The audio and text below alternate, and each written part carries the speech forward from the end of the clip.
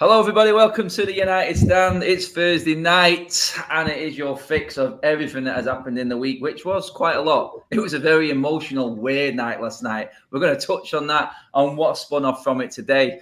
Today, I'm joined in the studio with Jordan. Jordan, how you doing, mate? Good. How are you, mate? I'm all right, mate. I'm all right. I'm a bit mentally drained from yesterday, but I'm here, and we've got plenty more to talk about, mate. So, got to get into it. Helping us out as well, Kev, with another quality top on, mate. I must say, I'm liking that one, mate. Yeah. Proper, retro, man. Retro all the way. How you doing, mate? You good? I'm very well. Looking forward to another show. And as always, the live comments always crack me up. So try and make me laugh. Yes. I always see Kev laughing to corner. Yeah. You know when I look to one side and I'm like... Yeah, big beaming smile. Beth, recovered from yesterday. It was a long day yesterday. I know we were both working a little bit extra yesterday, and that game pretty much zapped the life out of me. How are you feeling today, Beth? Just about. I mean, I was absolutely knackered in the game, but then that little bit at the end gave me a little bit of energy. So, I mean, starting to run out now. Pretty knackered. Totally playing with emotions and everything, isn't it? It's like you... Honestly, I describe it like, do you know when you like driving for ages and like it just wears you out? That's what it's like watching Manchester United. It's like, it just actually tires your brain out watching it. Then your favourite song comes on the radio and it's just like, okay, you're back on a little bit here. It sort of just sends you up and down. Anyway, guys, we are going to touch on the game yesterday a little bit. But from it, obviously, we've seen it. It's been talked about on social media today. Even Romano's come out and had a say today. Jordan, I'm going to start with you, mate. I mean, Donny van der Beek, this season, mate, we've had 9 games. We've had 7 different midfield combinations already. That's just in the middle in our famous double pivot. Donny has barely featured, mate. 1 Premier League appearance, 6 minutes. Champions League, 45 minutes. And then Carabao Cup against West Ham, mate. And the pictures last night that have circulated around social media, a lot of fans are getting a bit fed up with what's going on, mate. But looks like Donny is not far behind him, mate, going off what's been talked about and what we've seen today. Yeah. Donny tossing Tringham. Do you know what it is? Do you blame him? And does Ollie blame him? There's only so long you can allow yourself to be ignored. When you look and you know you could affect a game and make a difference, and you're seeing players go out there, play badly, when you know you've got the ability, you're in your prime, you've got something to offer your teammates, and you're not being given the opportunity to do that. And then when you are given the opportunity, you start to show some level of promise, but it just gets shut down. He knows he needs to run a games to get up to speed. I'm not saying that even when we have seen him, he's completely set the world alight. I think we've got to be fair. I think he's played well. I don't think he's gone in and done a Bruno on us. But still, just give the guy a run of games and give him an opportunity. And this is, again, coming back to the whole big level mentality of management. They've got to keep these players happy, and that was one thing Sir Alex was always good at, was making every player feel involved and part of the project moving forwards. And that's something Pep seems to do very well. I wouldn't say Klopp does it, because I think they've just got a good start 11 and not much of a squad, so they don't really need to do that. But with Pep, everybody feels involved. Everybody feels like their 10, 15 games a season are just as important as someone else that's playing 30, 40 games. But you can definitely see with the way Pogba was when he was coming off. I even thought about it with other players that have come off. They've sort of looked at Ollie and just sort of been like, do you actually really know what you're doing? Like, do you really know? But yeah, I think Van der Beek throwing his Tringham yesterday says it all. I mean, Kev, fans picking up on it there. Arjun there says, did you notice the free play Donny poster in the crowd? I mean, I didn't. I was there, so I didn't see anything. But I think it's all anyone's talking about, mate. I mean, we'll go back a few weeks, actually, Kev. I mean, I was listening to the interview with Donny's agent come out and start talking. Look, it was a breath of fresh air, to be honest, because it was actually an agent saying, look, it's now up to Donny. Solskjaer spoke to us both in pre-season. He said he's sort of convinced us that this is how we're going to move forward with Donny. It's now up to Donny to really make Ollie's mind up for him and prove that he is good enough to get more game time. But the question I pose to you, Kev, is, mate, I mean, the game time that he's had this season, mate, have you been impressed? Do you think he's done enough than what the rest of the midfield's done this season, mate? Well, you only have to look at the West Ham Carabao Cup game. I mean, what has he done wrong? People could look at it and say he was the best of a bad bunch, but that game was primed up really to play players, and we all agreed before it, give the likes of Martial a game. If they can take the chance, they're in contention at the weekend. I would have said Van der Beek what should have been in contention then for the Aston Villa game. And for some reason, he's taken out the team. I mean, we've spoke about it numerous times on here. It's almost kind of personal, on a personal level with him. And like you say, throwing chewing gum, I mean, that's the final straw. I mean, the man means businessman. Sir Alex Ferguson, when he threw a chewing gum on the floor, you know he's fuming kind of thing. So for Van der Beek to kind of lose it, we say lose it, the cameras have picked up on this, but I just feel sorry for him, man. And even the title of this video, Free Donny, I don't think any Manchester United fan would hold it against him. And what a breath of fresh air that we're in a situation where an agent's acted really good. We think of the likes of Raiola and the way that Pogba tried to instigate getting him out of Manchester United. Van der Beek's agent hasn't really done that, but we all knew it was going to come to a head. He's been here, he's had his chance to shine, and every time he goes out there, for some reason, he can't get a consecutive run of games. And surely that's what it's about in football.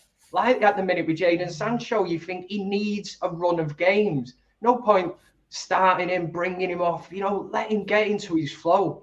So, yeah, I think, listen, if he does go from Manchester United, which I wouldn't like to see, but he's not getting used. So you feel sorry for him and you think, let the lad go if you're not going to use him. He cost us 40 million or whatever. The sad thing is he will go somewhere else and he'll rip it up. He'll go back to the Ajax days, the performances we've seen in the Champions League, the reason we bought him, and that will be the heartbreaking thing. And us as fans will have to sit there and go, why did we let him go? But at the same time, you can fully understand why he wants to leave Manchester United. Yeah, Philip Burtonwood there with a super chat. Cheers, Phil. It says, don't even cut his summer short. Came back and bulked up. Very unfair the way he's being treated. I think a lot of fans are feeling that way, Beth. I mean, you look at Donny and you like what Kev said there, and you've got to look at what happened to him last season. He's got to be thinking this. I mean, 4 Premier League starts last season, Beth. 2 of them were nothing games. The Wolves one and the Leicester one, which I think we all remember at Old Trafford was basically throwing the reserve teams to the slaughter against a Leicester team challenging for top 4, Beth. I mean, you break it down. Even if you look at it and go, he played every single League Cup match up to the semi-final when it got important and City came to town, Ollie dropped him and put him on for 2 minutes at the end. So in his head, Beth, you've got to be thinking, you know what? Maybe I'm not going to get in this team. Carabao Cup's gone. When am I going to come in if I can't get in the team ahead of Fred off the bench when we're looking to try and score a goal? I can understand it. It's really something like I generally can't wrap my head around. It's not only like Jordan said, he's not come on and lay up like Bruno did when he first came in, but what player apart from Bruno has done that? And plus, whenever he has got his chance, he has been better than the midfield that we play every single week. I don't understand as a manager how you can't see that. I don't know if it's Ollie's stubbornness because, I mean, a lot of people, been rumours, me and Jordan always have a joke about it, that Donny maybe wasn't his signing and he doesn't want to play with a player like that. So maybe it is his stubbornness because we've seen how stubborn Ollie can be with his set views. Like his set views on McFred, his set views on the way he's going to play, when he wouldn't drop Lindelof. Like we've seen what he's like with his set views. So I don't know if it's stubbornness. But I just think everyone says Ollie's such a nice guy. He can't be. He can't be such a nice guy because Donny van der Beek is literally a Dutch international who is a good footballer that can be trusted. And Ollie surely knows that deep down that he can be trusted. Yeah, he's come back early from training, like you said, to bulk up, and he's had nothing but a good attitude. His agent spoke well. He's always said he just wants to try and get in the team. And yeah, he's basically just ruining his career. And I'm not saying you have to give everyone a chance, but this kid is good. Like, he's a good player, he's young, and he's better than the midfield options that we've got. So I can't understand for the life of me how he's not being given a chance at all. I'm not saying he has to start every game because I know we've got a lot of good players. Like, you're not going to drop Pogba, but God, he should be getting a lot more than what he's had, because there's players that are half his quality getting a lot more game time than him.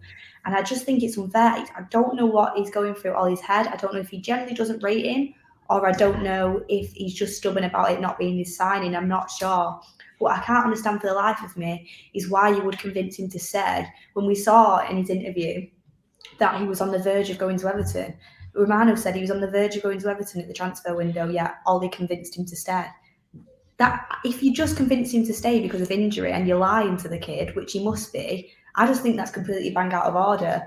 And I think it's bang out of order to continually say in his press conferences, Donny's going to be important to us, and continue not to use him. There's times when he could have used him a lot more. He's not. And you know what? I think in football, you need to reward performances and you need to not reward bad performances. Ollie, players can play crap and Ollie will keep playing him. And players knows he can play crap because they're Ollie's favourites and he'll keep playing him. Yet players like Van der Beek can come in and just because he's not a favourite, he'll play well. Yeah, he's got in his head, like, he has got ambition because he's a professional footballer and he's very professional and he's got a great mentality. But you think in your head, no matter how well I play this game, I'm not getting in next game. So what's the point? Like, he doesn't reward his players and he doesn't give players time off when they don't play well, as we've seen last season and this season. And I'm fed up with the Donny situation and I feel sorry for him. And I genuinely think he should leave, because by now, he should be getting a lot more than what he's got, which he isn't going to get. And yeah, true. He will, especially if you can't get in over Freddie McTominay. Like, when are you going to get in? Says everything, really, doesn't it? I mean, Kev, it's like Romano said, the next team that Donny signs for will get a very, very good player. United haven't seen any of it, mate. No. And what I was going to say in Van der Beek's defence is, whenever I've actually seen him play, which is very rare, you see him more or less. And the thing that Solskjaer sends him out all the time, every game, that's why I always say that it almost seems personal. You send somebody out to warm up, it's almost like a sign, give me 5 minutes and you're coming on. He's been very professional about the way he's gone about things. But at the same time, yeah, you just feel sorry for the lad, don't you? That's all. I can never remember. Do you know, the only thing I can sort of put it up against is maybe Wilfried Zaha at Manchester United under Moyes, that we could never understand why he never got his chance in the team. And it's quite similar to that. It was almost like when Zaha left, it was like, go on then, go and rip it up somewhere else. But I'll go back to that point. Wherever he goes, and like Beth says, Solskjaer shouldn't be putting a block on him going somewhere. And that will come down to man management. That's where I do question Solskjaer, because I think he's telling a lot of these players, you're part of my plans. Even Phil Jones, for Christ's sake, has probably been told behind closed doors, you're my main man, when you come back, get fit. Stuff like this, that's man management. You're messing with people's careers. There's no point lying to players. Jesse Lingard was out in the cold last season. It's only because of his performances at West Ham that I think Solskjaer's looked and said, Jesse, you've got a career at United. And fair enough to Lingard, he come through the youth system at United, so I can understand him wanting to stay at Man United and not go to West Ham. But at the same time, how much game time is he going to get at Manchester United? Yeah, guys, there's a fine line between good man management and just outright lying, and not having the balls to tell someone they don't have a future at the club.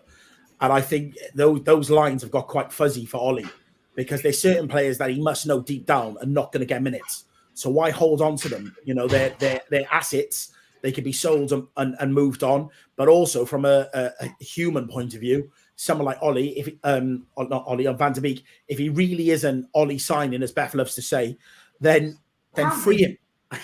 Free him and let him go on and play for someone else. Like, give him the opportunity to not stifle the guy's career.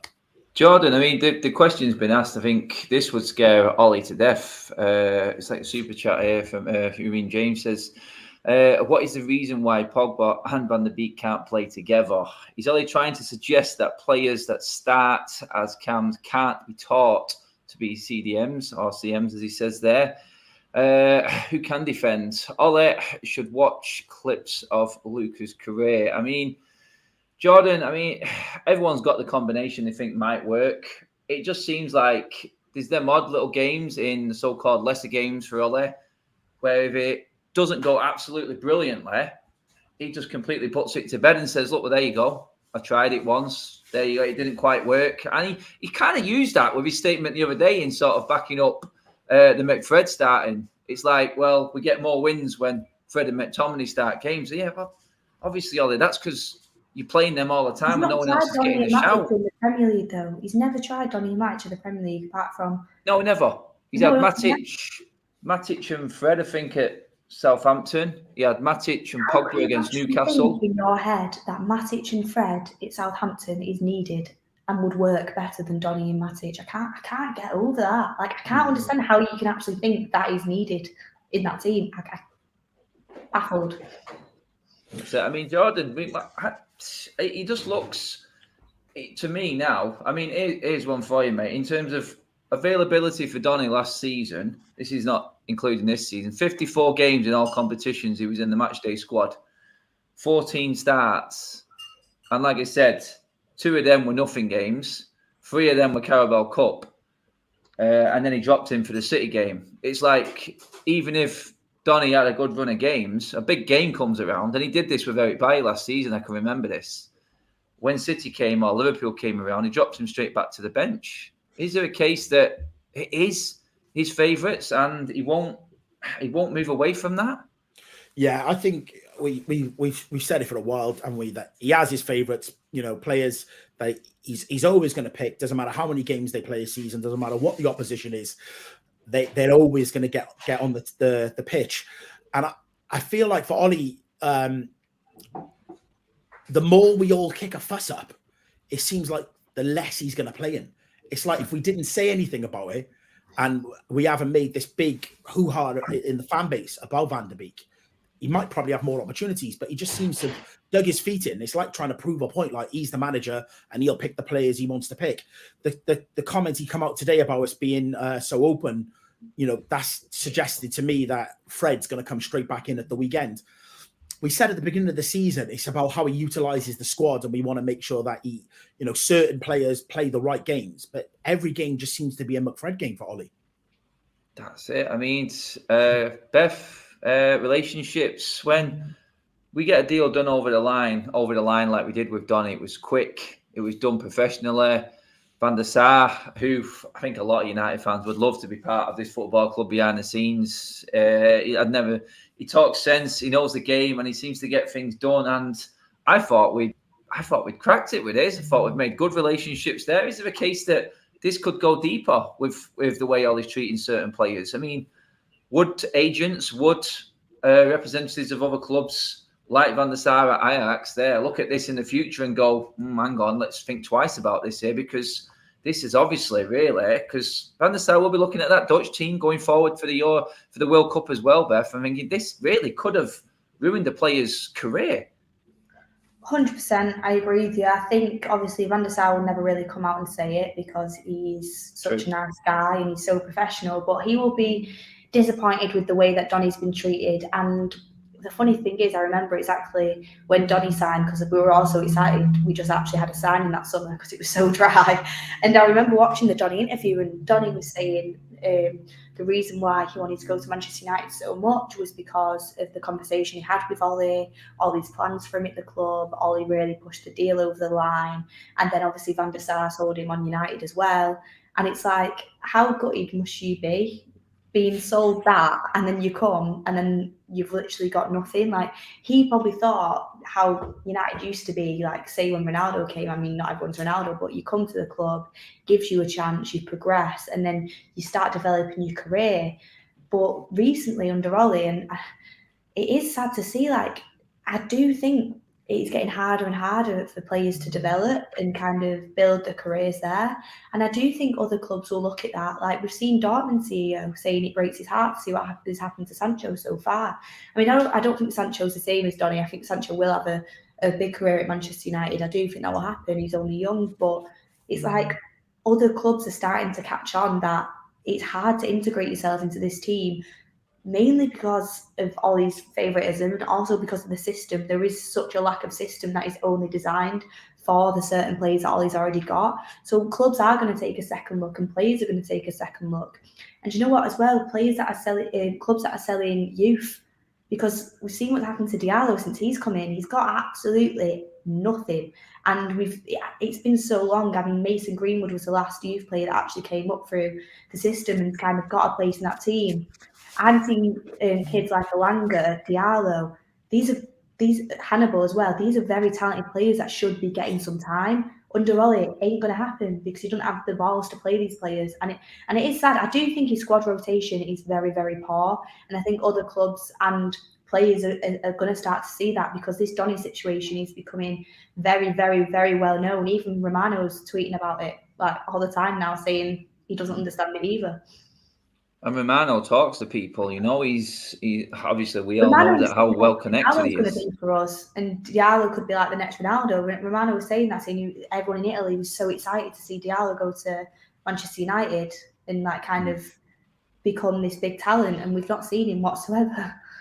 This is it. I mean, Kev, is there a shout? I mean, I was talking to someone, one of my friends, over in the States, and he came out with a fair comment, actually. He said players like Sancho and Donny will always struggle in this team under Ole Gunnar Solskjaer. There's system players. They have come from a style of football, a way of playing, and a team that knows exactly what it's doing each week. It doesn't change much, and each player knows where he's going, knows the role, knows the system, knows it off by heart, and that's what they've been brought up with. And now they've been thrown into this, which is, let's be honest, mate, I don't know, mate. You tell me what it is. I don't think there's any system at all in our game, and it's really concerning if certain players of this quality coming in. Beth just mentioned Diallo there, Donny. There's 70 million that we can't get in the team.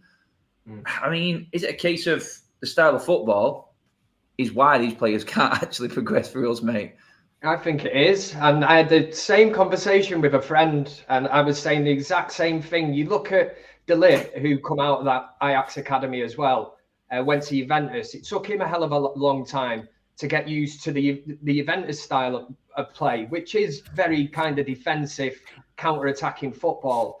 The thing with Van der Beek, when he rocks up at Manchester United, you have to take into consideration from the age of 6 years old, he's been in the Ajax academy, literally from being a child all the way through to being an adult. You're almost institutionalized at Ajax, and they are brought up with a style of play and a game plan, and they absolutely stick to that, whether you're playing in the under 6s, the under 20s, the under 23s, through to the main team.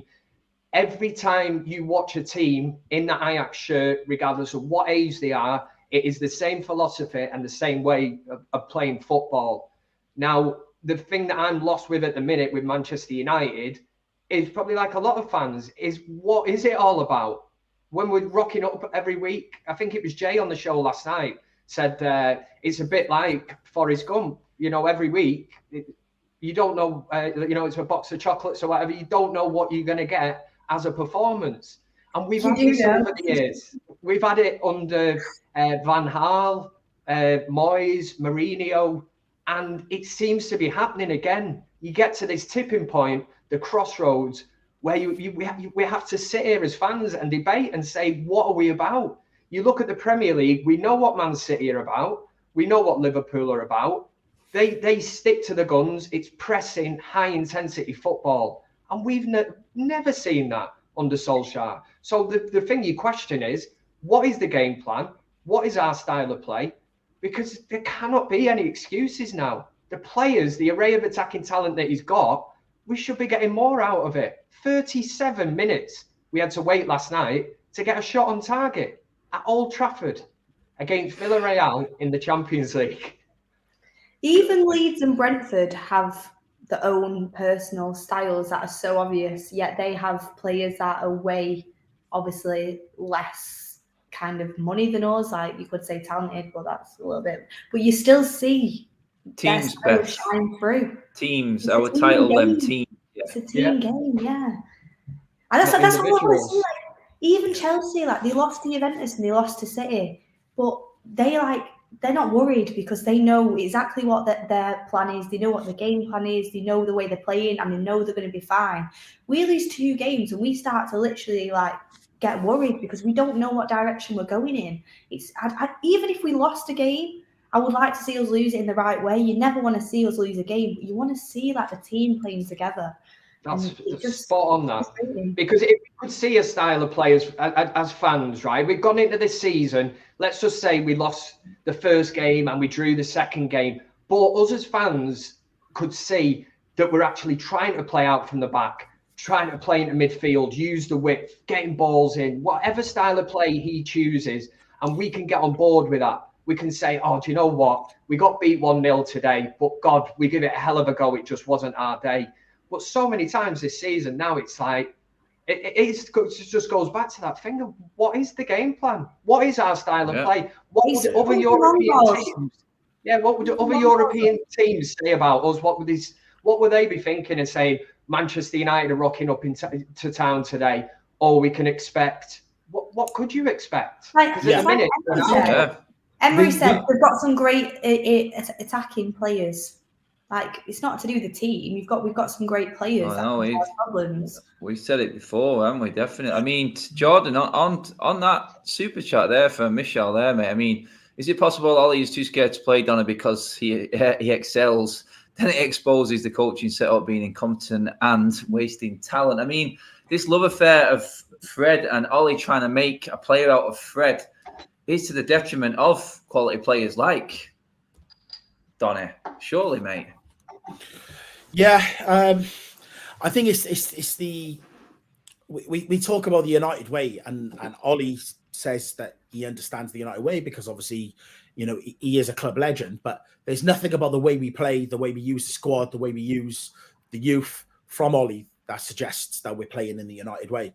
Playing the double pivot is so negative, and in games like you said against a Southampton and a Villa and teams like that, where we shouldn't have to be negative. We should be able to go out and be expansive. You look at the players that we've got in the squad, and teams should look at us and be absolutely petrified to play us before they've even stepped foot on the pitch. But they're not. They're really not. They're coming at us, and you know, a lot of teams are willing to have a go at us. There's no fear because they know what's coming back the other way is not really anything to be scared of, which is just so wrong. You look at the attacking options, like Beth's saying, and like the lack of creativity still is just mad. The signings that we've brought in should have rectified the problems that we had last season. But ultimately, if he's not willing to use the options that are available to him, then he's going to have to live by the sword and die by it. The thing is, though, it's not as if like people saying like there's no tactics, there's no coaching. There is some there, but it's just so poor. It's like yesterday, we'd clearly been told to play through the midfield and for the fullbacks to tuck in. They've clearly been told that. Sancho and Greenwood, I continuously watch them get space, make runs, constantly being ignored. I mean, and then as soon as Greenwood actually got the ball in the second half and put a cross in, Cavani nearly scores. Like, you've got Cavani and Ronaldo, two of the best. Like, Ronaldo, he's not pressing. He's not really going to be intertwining, getting balls in the box. What you'd have to do, you've got to cross it in and get the ball to him. Yeah. We're trying to play these stupid long balls through the midfield, and McTominay's getting so exposed because Pogba's too far out the pitch and McTominay's not a DM. It just looks so chaotic, and like no one knows what they're doing. It literally just looks like no one knows what they're doing. We've signed Sancho, and people, you know, opposition fans are giving us. Our best players yesterday. So at the start, like the way he started, he was actually one of the only players trying to go direct when he got the ball. Yeah, but we've signed him, and people are saying, "Oh, you know, what a waste of money and all this jazz." How have we helped him?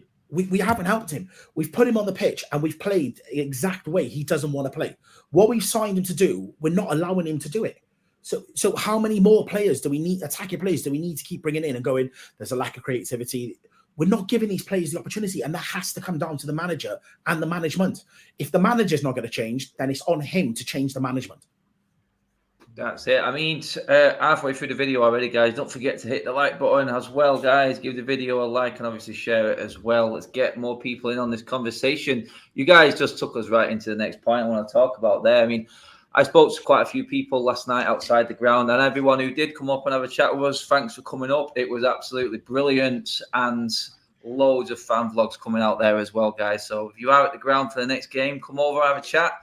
we'll get you on. Get your opinions out there as well. So don't be afraid to come over and talk to us. We don't bite, honestly, unless we're in a bad mood and football's not gone the way we want it to. But moving on. We always speak before. One thing that did come out of a lot of fans' mouths last night was, Kev, I'll come to you on this one first. We're on the midfield right now, and it literally seems like the only midfielder we've got that can control the game is Nemanja Matic. Nearly every single fan said as soon as Matic came on the pitch last night, it changed. Everything just seemed to not completely click into place, but it definitely moved in the right direction in terms of controlling the ball more and sustaining attacks.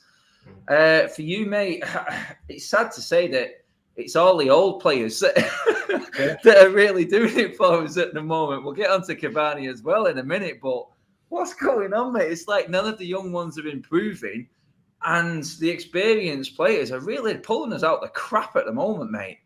For me, Matic would be in there. You know, if you look at the list of midfielders and you look, but it's crazy to think, because I think we discussed this on last night's show, and we all agreed that he's not really got the legs to do it for 90 minutes. So how do you use him? Use him sparingly? And the one thing about Matic is keeps it simple, can break up play, and he passes the ball. Or he can pass a ball and passes it forward.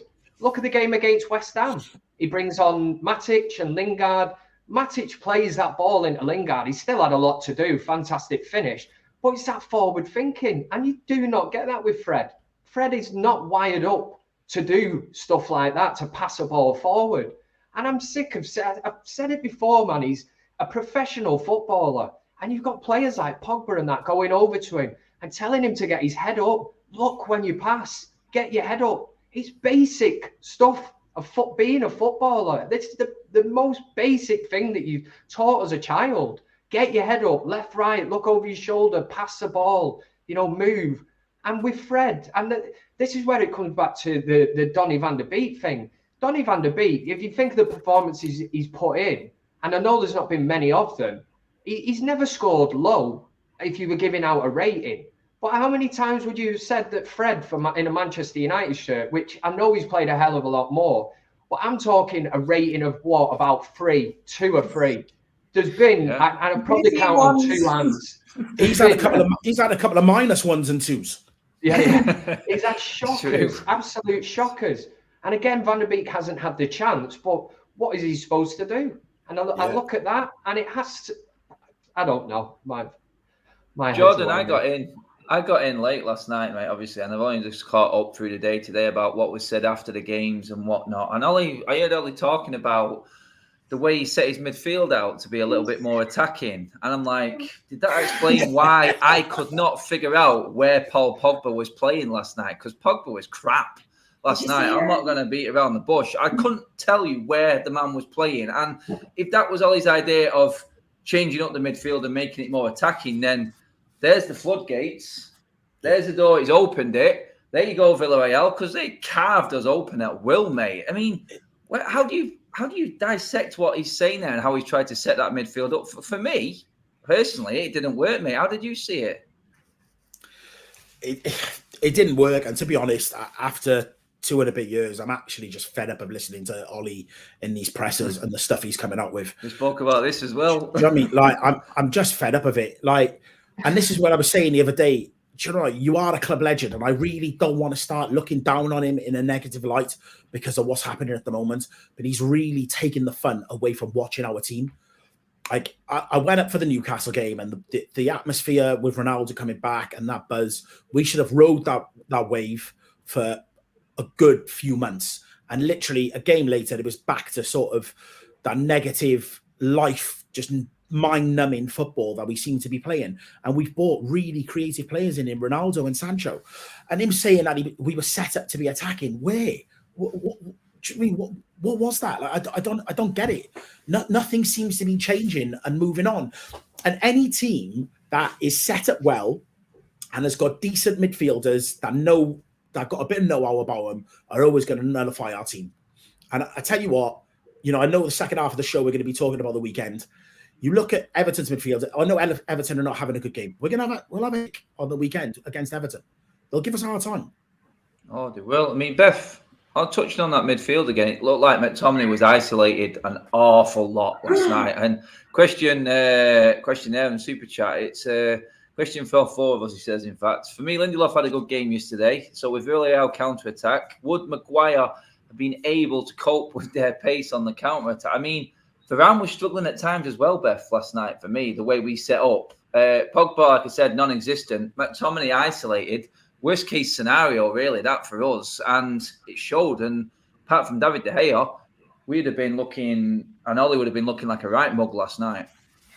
When you have that many changes in your back four, there is bound to be a little bit of shakiness. Yeah, Varane had a couple mistakes, but to be fair, I thought he had a lot of responsibility on his back last night. I think he was like the leader out there, the main. He had backache, Beth. He had backache carrying. That's what he did. Yeah, and I do think he did do pretty well. I thought his leadership skills were good, and I thought, apart from his mistake, I thought he was really, really solid, and I thought he kept the back four together. To be honest, you could see him telling Dallo, especially on Lindelof, like along the lines and everything. I thought he did well, but with this midfield, like I'm starting to think about it.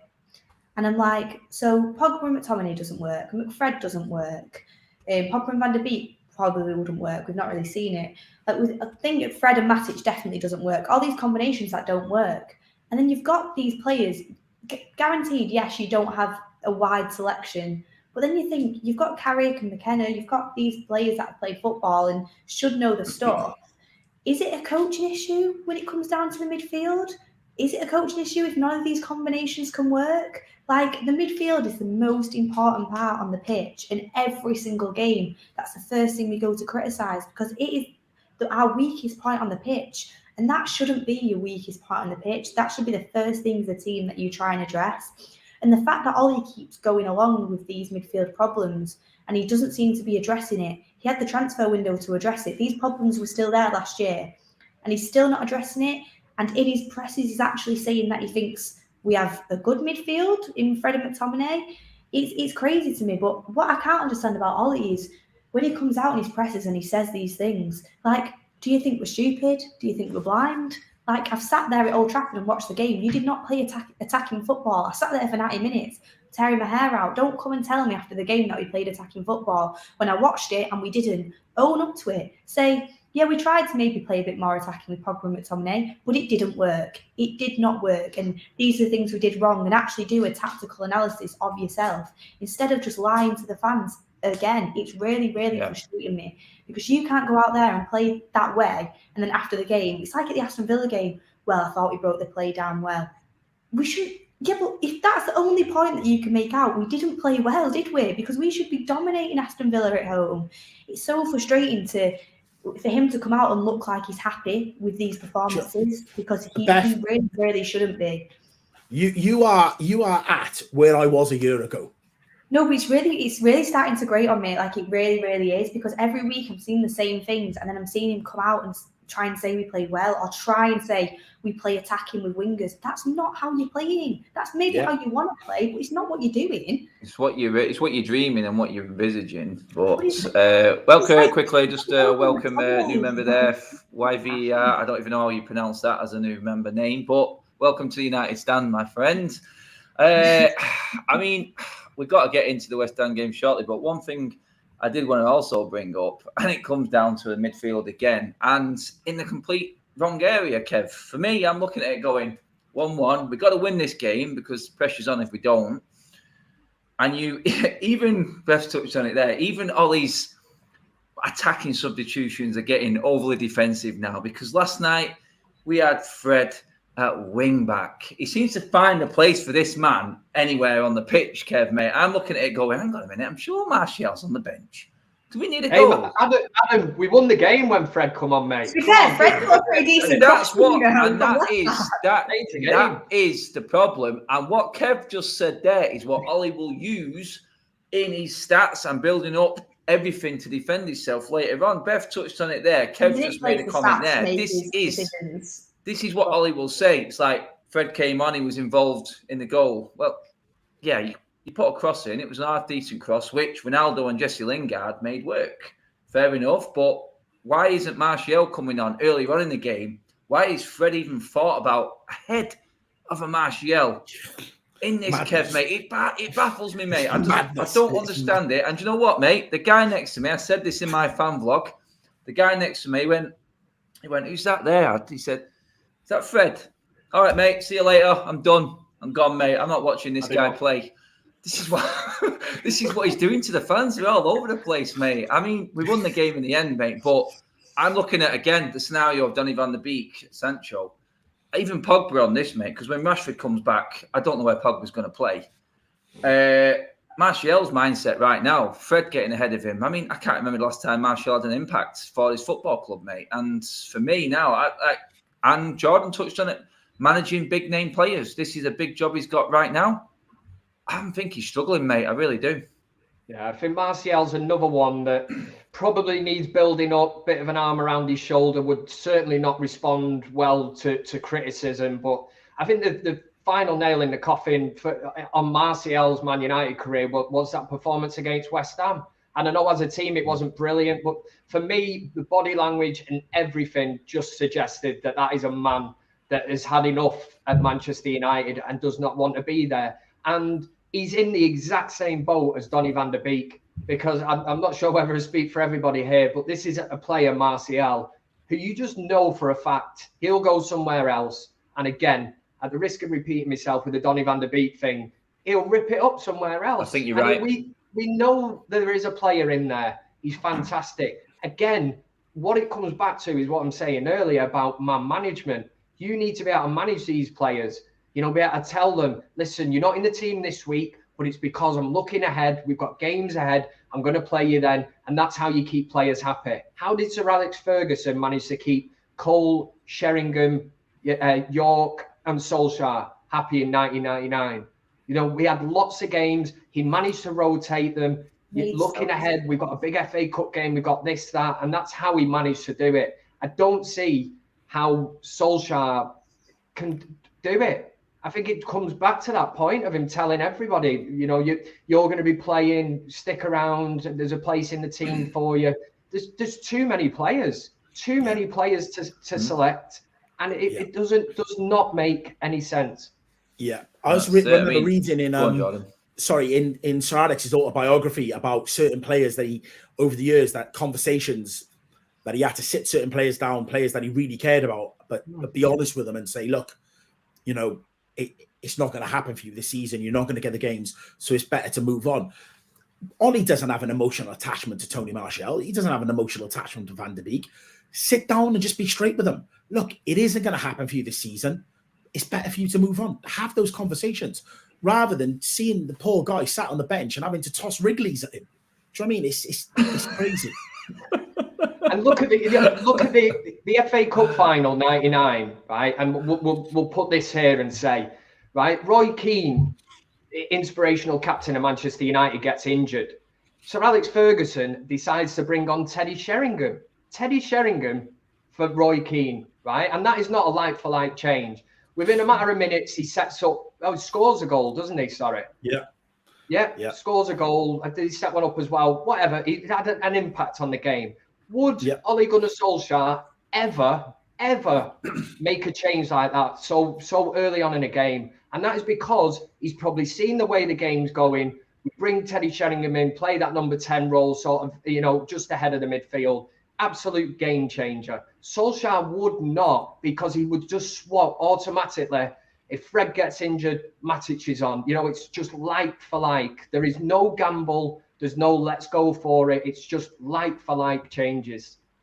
I mean, we're going to get into the West Ham game in a second, but Beth, I just wanted to quickly just go on to something else. It just seems like year on year, United just right now seem to rely on a particular player, like rely on one superstar.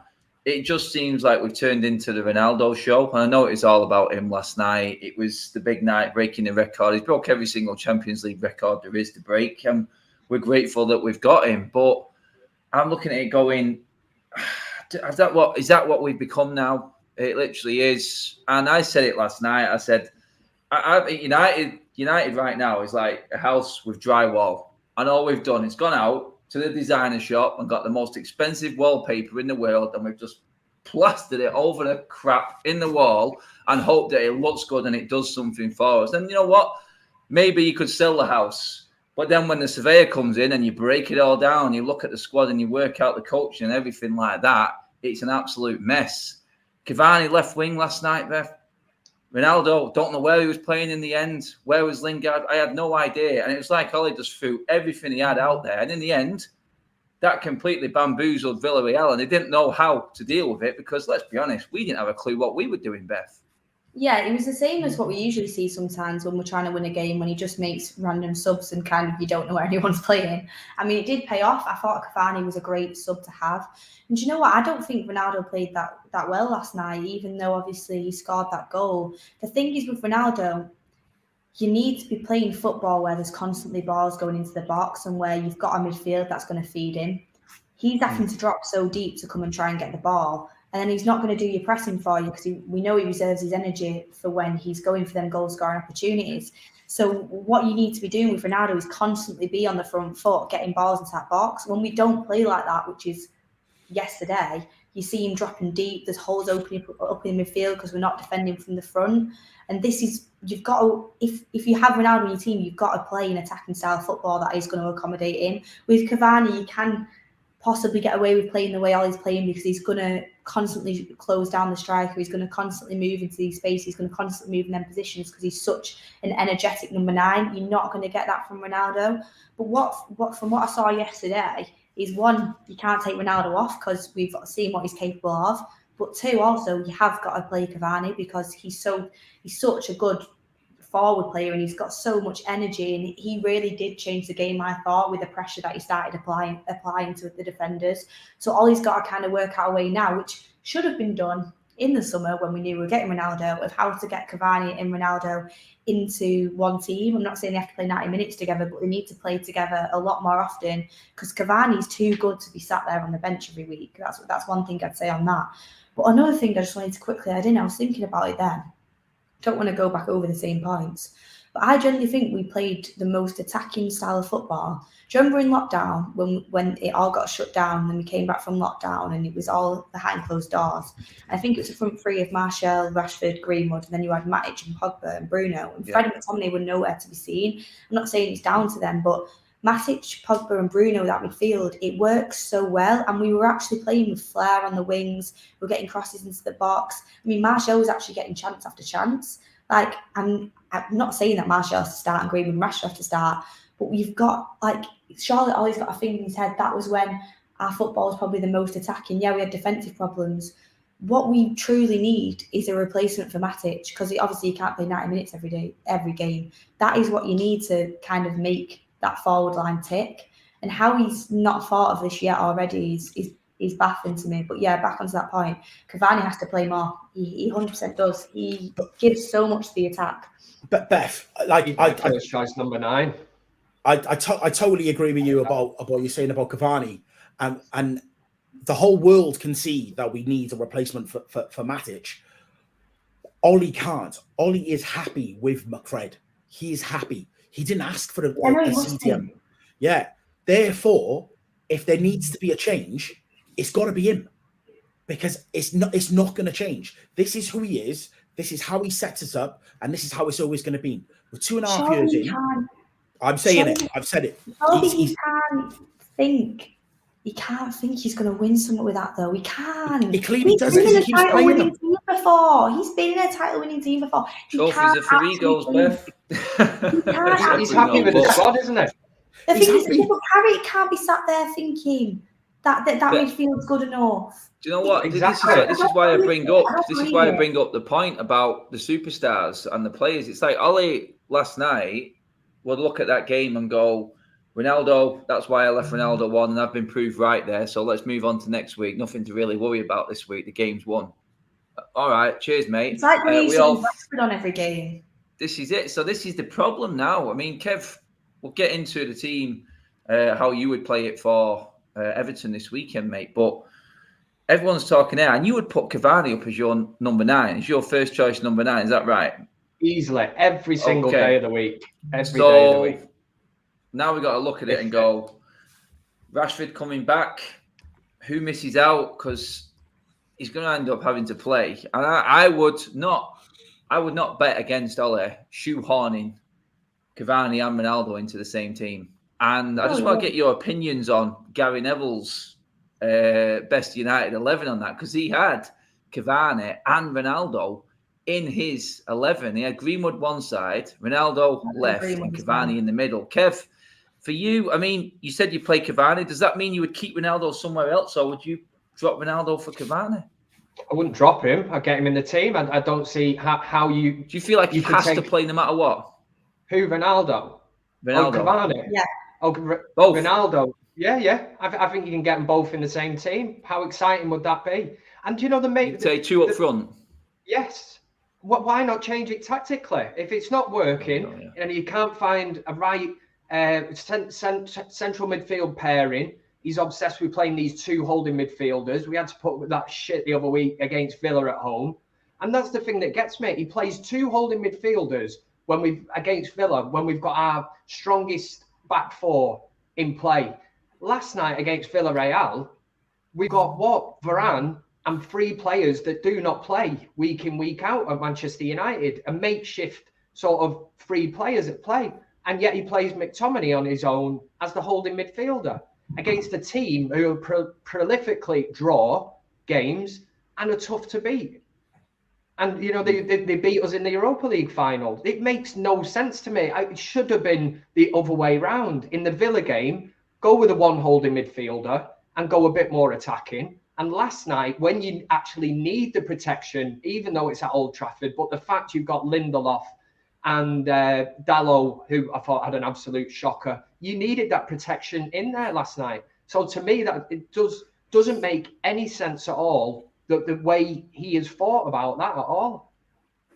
That's it. I mean, Jordan, you've seen Gary Neville's best 11 for United, mate. I mean, everyone's fit pretty much. After this international break, Rashford will be back. We all know that now. You've got the choice of everyone, Kev, mate.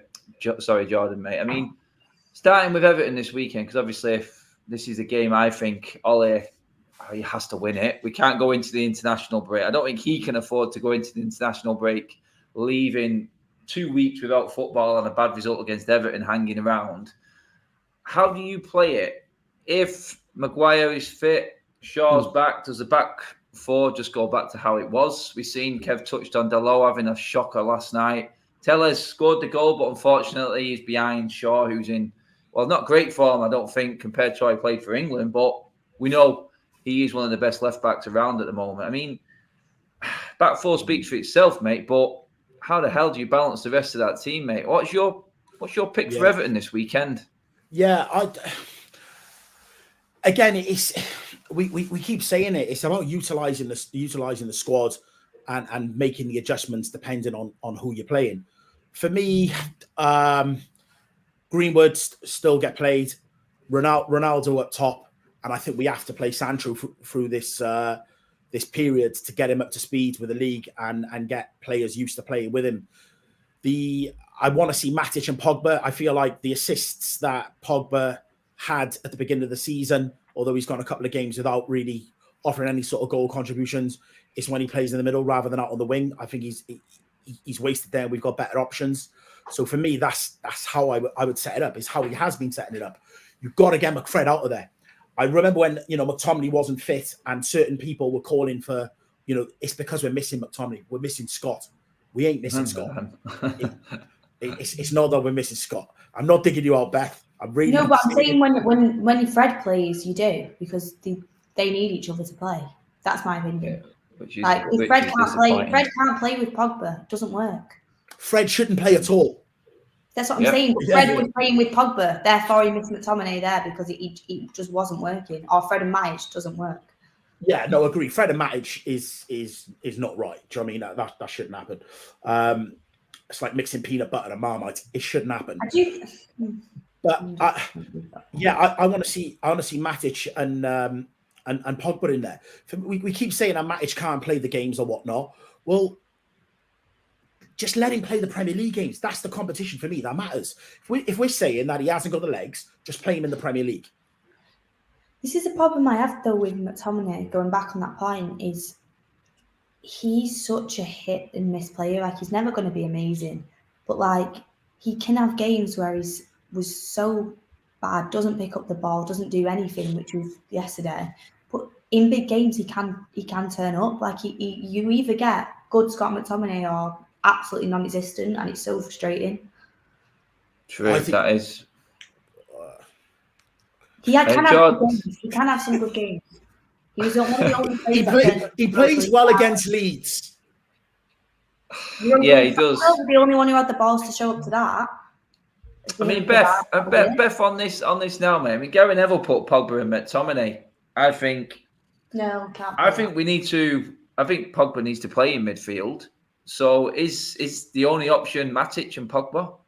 Is that the only one we've not tried now? But really, we know, like you said, it has been used before and it worked all right with the front three. Them two really did complement each other. So would that be your midfield going into the Everton game? It's either got to be Matic and Pogba or Matic and Donny. I honestly, at the moment, I don't think. Yeah.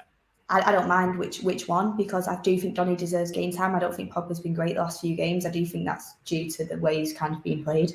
But I would go with, if I had to pick, I'd probably go with Pogba and Donny, just because obviously Pogba is always class and he's one of the best midfielders we've got. So I would go with Pogba and Matic, and then I'd do the same as Jordan.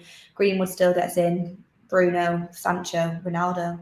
And I would, but what I want to see him doing is bringing Cavani on a lot earlier than what he's been doing. Like, he's been waiting to the last 15 minutes. Bring him on half an hour before. Like, I mean, honestly. Cavani, that brings you right into it, Kev. You're putting Cavani in, aren't you, mate?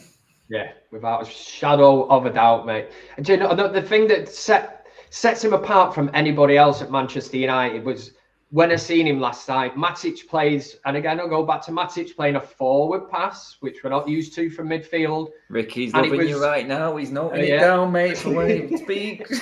It's well ahead of Ronaldo, and Ronaldo sort of turned. In fairness, it was miles ahead of it. Looks like it's going out the Stretford end in the corner. Cavani is onto it. He had no right to be onto that ball, and he gives the defenders something to think about. And that's why we have not had a striker like that. And I always say, since probably the days of Carlos Tevez, and that's what Cavani reminds me of, that tenacious work, the fact that he never gives a defender a moment of time. But you know, if he starts, let's say he starts on Saturday, them defenders are thinking, shit, we're in for a game here today, because Cavani is going to bully them. You know, he's Uruguayan, South American or whatever. He's going to elbows. He's one of them. He's going to be leaning into you, and he'll chase every single lost ball, anything, and make something out of a situation. And when you got the scoring record he has, and the things that he's done, even in a Manchester United shirt, for me, number 9. I know Martial's got that shirt number, but I always say it, and that's why I say Martial or Cavani, it is not even up for debate. For me, Cavani is probably everything that Martial aspires to be like as a proper number 9, and even at the grand old age of 84 or whatever he is. All right, well, who would you drop, Kev? That's exactly what I was going to do then, because this now goes into our fantasy football sort of talk, because we know Ollie's not going to do what we say. We know Ollie isn't going to do what Kev, Beth, or Jordan wants to do. So, Kev, I'll start with you before we finish, mate. Give me a formation to fit that team with Ronaldo and Cavani. What formation are you playing, mate? We've got to go back to old school 4-4-2. I knew you were going to say that. You can't play with Cavani and Ronaldo from the start. You just can't do it with the wingers. Gary Neville said you can, Beth. With the wingers we've got, you just can't do it. He's not. Certain games, I'm not saying in certain games it won't work, but I'll actually call Ricky. I don't think we've got wingers, Beth. What? I don't think we've got wingers at this football club. It takes Rashford, Sancho, and Greenwood out of the equation if you're playing them two.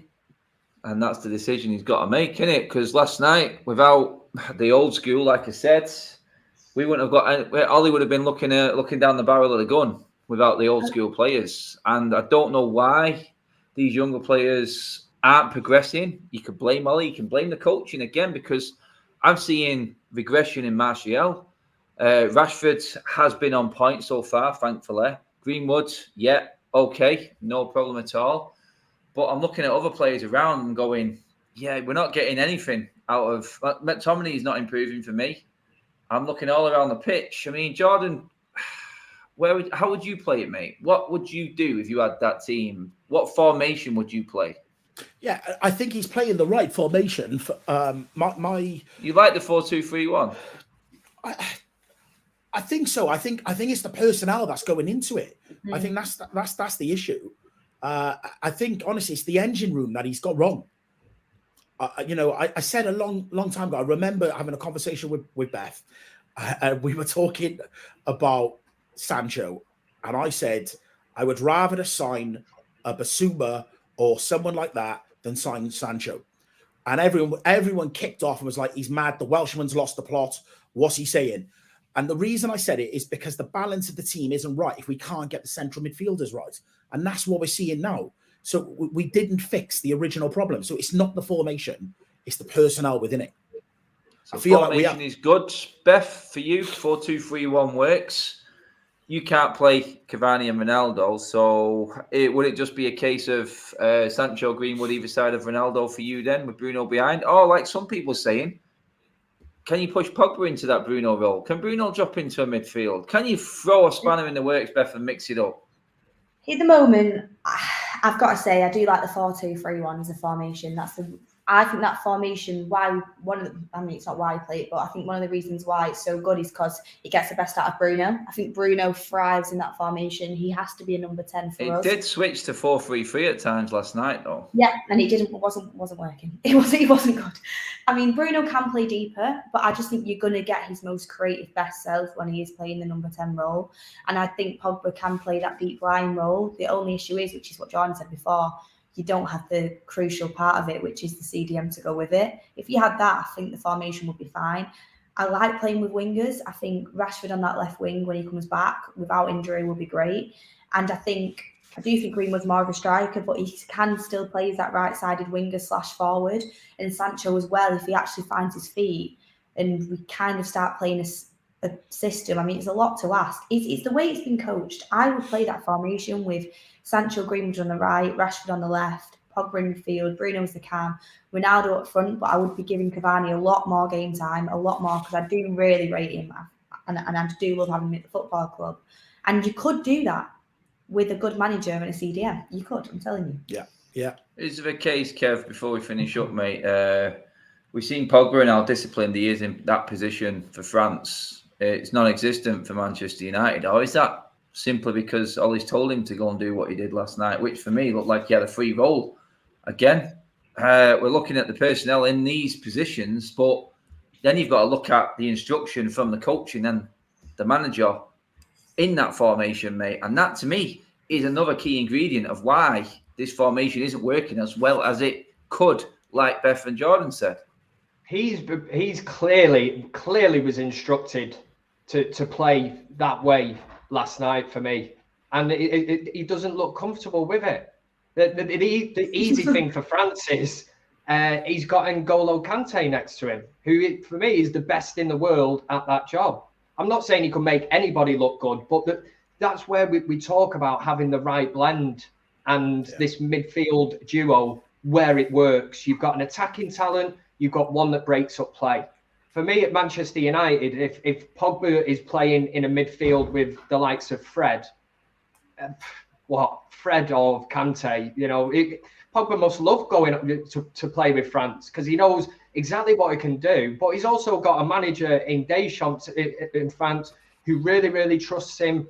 And it's kind of building a team around him. Whereas at Manchester United, I know we heard in the past that he was going to build it around him. I think there's more to United, and I don't think Manchester United really play to Pogba's strengths.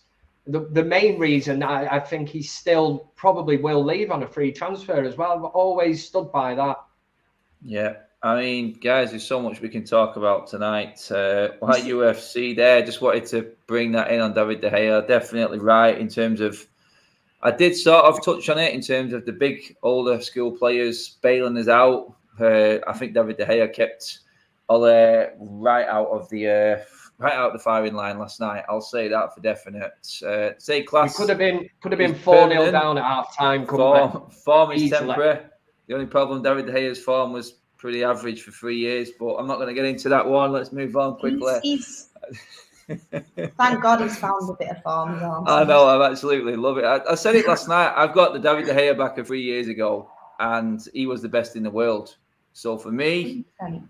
I just feel like that has been a massive thing. He's had a kick up the arse, and I don't see anyone taking his place now unless he has a complete catastrophe. But it does look like he's got his mojo back. I mean, Jordan, quickly before we finish, mate, you got a quick word on David De Gea last night?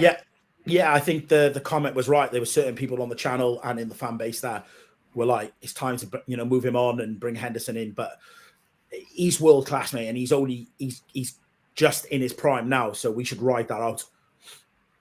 That's it, exactly. I mean, absolutely brilliant last night. From the old school, they kept us in this competition. And this show on a Thursday night continues, guys. I'm confident it will, because we're not going in that Europa League. When we were 1-0 down, did you low-key days. No, literally, first thing I thought was, no, there's a word that came out of my mouth, but I won't repeat it now. But yeah, I was thinking, trying to kill this Thursday night show here. I'm sure he's doing it on purpose. I really do. But guys, thank you so much for everyone joining us tonight. We've gone well over an hour. All the comments, super chats were on point. All the new members. Just want to say, Jordan, thanks for coming on, mate. Love it each and every time. Take care, guys. Brilliant. Kev, cheers as always, mate, in the quality top for coming on, pal. Thanks very much, mate. Last word on David De Gea. What is it? Form is temporary, class is permanent. What a man. Dave saves. Yeah, everywhere you go, Beth. Everywhere you go. Thanks for coming on, Beth. It was nice to be on with all you guys, and let the Thursday night show continue, I hope. Yeah, that's it, guys. Free the Thursday nights. That's what it's all about. Keep that diary open. Guys, thanks for tuning in. Obviously, give the video a like again on your way out. Subscribe to United Stands, and we will see you all tomorrow and over the weekend. Big weekend for Ollie again before we hit that international break, guys. See you later.